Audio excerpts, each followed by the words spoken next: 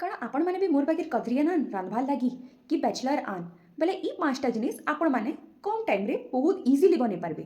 Best 5 easiest food to cook. ପହେଲାତି ଅଛି ବେସନ ଚକେଲ। ପହେଲା ତ ଆପଣଙ୍କୁ ବେସନର ବ୍ୟାଟର ବନେଇ ପଡ଼ବା। ବ୍ୟାଟର ବନେଇ ସାରିଲା ପରେ ତାୱାରେ ଦେବେ।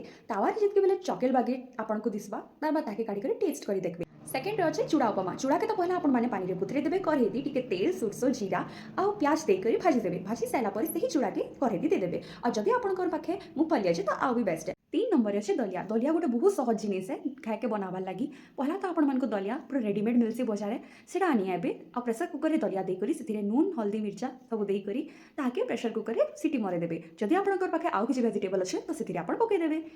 4 नंबर ଅଛି ଖିଚଡ଼ି। ଖିଚଡ଼ି ଗୋଟେ ବହୁତ ଇଜି ଜିନିଷ है।